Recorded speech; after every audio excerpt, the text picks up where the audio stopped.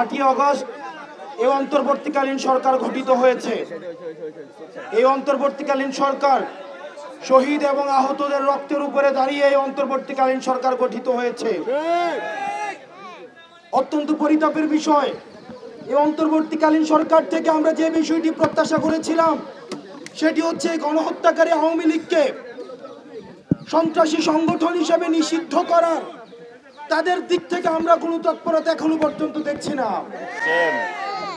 সংগ্রামী সহযোদ্ধা, আপনারা দেখবেন এই বিচারের কালেক্ষেপণের মধ্য দিয়ে আমরা সন্দেহ করছি অন্তর্বর্তীকালীন সরকার আওয়ামী লীগকে পুনর্গঠিত হওয়ার সুযোগ দিচ্ছে।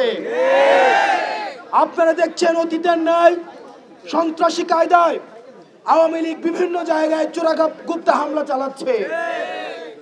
অতীতে যেভাবে আওয়ামী লীগ জানমালের জন্য এবং বাংলাদেশের জন্য হুমকি হিসেবে বিবেচিত হতো, যেভাবে আওয়ামী লীগ ভারতের এক্সটেনশন হিসেবে বাংলাদেশে ইমপ্ল্যান্টেড ফোর্স হিসেবে কাজ করেছে, এখনো পর্যন্ত সেভাবে কাজ অব্যাহত রেখেছে। আমরা সন্দেহের চোখে দেখেছি। অন্তর্বর্তীকালীন সরকারের কাছে আমাদের প্রত্যাশা ছিল এই অন্তর্বর্তীকালীন সরকারের প্রথম এবং প্রধান সংস্কার হবে আওয়ামী লীগকে, এই গণহত্যাকারী আওয়ামী লীগকে ফ্যাসিস্ট সন্ত্রাসী সংগঠন হিসেবে নিষিদ্ধ করবে। যেহেতু অন্তর্বর্তীকালীন সরকার দৃশ্যমান কোনো পদক্ষেপ নেয়নি এবং আমরা দেখেছি, আমরা বিভিন্ন সময় দেখি, আমরা তথ্য পেয়েছি এখানে বিভিন্ন তাদেরও অনিচ্ছা রয়েছে। আমরা উপদেষ্টাদেরকে বলতে চাই, আপনারা ছাত্র নাগরিকের আপনারা রক্তের উপরে দাঁড়িয়ে উপদেষ্টা হয়েছেন। সুতরাং আপনারা যদি মনে করেন আপনারা আপনাদের কোটচালের মধ্য দিয়ে আওয়ামী লীগকে আবার পুনর্বাসন করবেন, সেটির চেষ্টা হয়েছিল বিদায় আজকে আবার আমরা যমুনার সামনে দাঁড়াতে বাধ্য হয়েছে। ডক্টর মোহাম্মদ ইউনূস, আমরা আপনার কাছে শ্রদ্ধার সাথে আমরা আপনার কাছে বলতে চাই, শহীদদেরকে সাথে নিয়ে, শহীদদের পরিবারদেরকে সাথে নিয়ে, আহতদেরকে সাথে নিয়ে আমরা বলতে চাই আর কোনো টালবাহানা চলবে না। আপনি যে আওয়ামী লীগকে রাজনৈতিক দল বলছেন, আওয়ামী লীগ কখনোই কোনো রাজনৈতিক দল নয়। আমরা দেখেছি স্বাধীনতা পরবর্তী সময়ে বাকশাল কায়েমের মধ্য দিয়ে দেশে এক ধরনের গণতন্ত্র পরিবর্তে শেখ মুজিব মাফিয়াতন্ত্র চালু করেছিল। আমরা পরবর্তীতে দেখেছি আমরা শেখ মুজিব নিজস্ব বাহিনী দিয়ে জাসদের 30,000 নেতা কর্মীকে হত্যা করেছে। আমরা পরবর্তীতে দেখেছি কিভাবে নৃশংসভাবে আওয়ামী লীগের লুটতরাজের কারণে আমাদের ৭৪-এর বন্যায় 15 লক্ষ মানুষ মৃত্যুবরণ করেছে।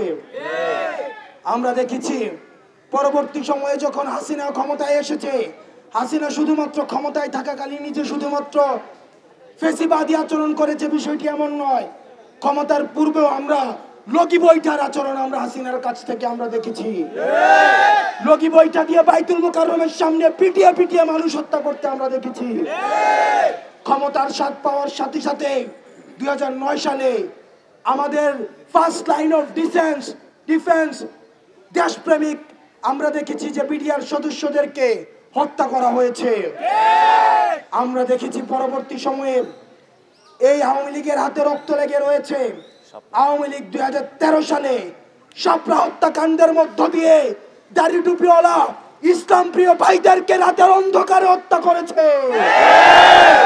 এই আওয়ামী লীগের হাতে ইতিহাসের স্তরে স্তরে রক্ত লেগে রয়েছে।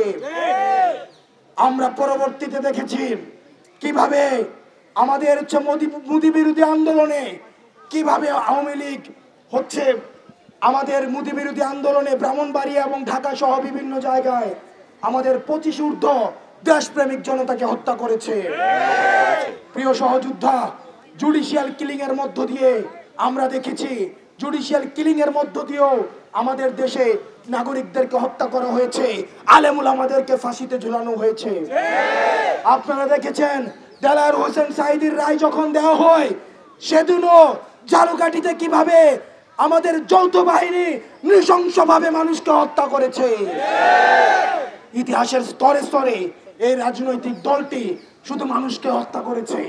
পরবর্তীতে আপনারা দেখেছেন 2024 সালে ছাত্র নাগরিকের উপরে ক্ষমতা টিকিয়ে রাখার জন্য কিভাবে হত্যা করেছে, মায়ের বুক খালি করেছে।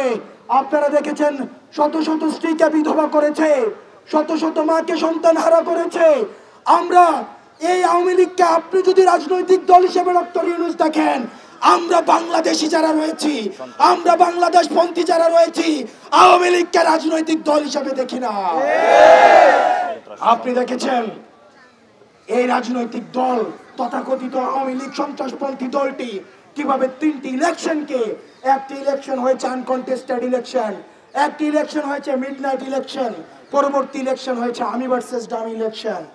ইলেকশনকে কিভাবে কুক্ষিগত করেছে, গণতন্ত্রকে কুক্ষিগত করেছে। এই আওয়ামী লীগকে যে রাজনৈতিক দল বলবে, আমরা তাকে বাংলাদেশ পন্থী মনে করি না। ডক্টর মোহাম্মদ ইউনূস, আমরা স্পষ্ট ভাষায় বলতে চাই, এই গাছের শিকড় রেখে আপনি ডালপালা কাটে আমাদেরকে মূলা ঝুলাবেন, স্বেচ্ছাসেবক লীগ, ছাত্রলীগ এবং যুবলীগকে নিষিদ্ধ করবেন, আর আমরা এখান থেকে চলে যাব। যতক্ষণ না পর্যন্ত আওয়ামী লীগকে, ফ্যাসিস্ট গণহত্যাকারী আওয়ামী লীগকে সন্ত্রাসী সংগঠন হিসেবে ঘোষণা দিয়ে নিবন্ধন বাতিল করে রাজনৈতিক কর্মসূচি নিষিদ্ধ করার মধ্য দিয়ে তাদেরকে নিষিদ্ধ করা হয় এবং বিচারিক প্রক্রিয়া সুস্পষ্ট রুটম্যাপ আমাদের সামনে উপস্থাপন করা হয়, ততক্ষণ পর্যন্ত আমরা এই রাজপথ ছাড়ব না। আমরা স্পষ্ট ভাষায় বলতে চাই, অন্তর্বর্তীকালীন সরকারকে আমরাই বসিয়েছি, আমরা আপনার সহযোগিতা চাই। আপনি ফ্যাসিস্টকে পুনর্বাসনের যারা করার চেষ্টা করছে, তাদের মধ্যে আমরা আপনাকে দেখতে চাই না। সেজন্য প্রিয় দেশবাসী, আজকে 5 জুম্মা আমরা এই যমুনার সামনে ফোয়ারাতে মঞ্চ তৈরি করা হচ্ছে।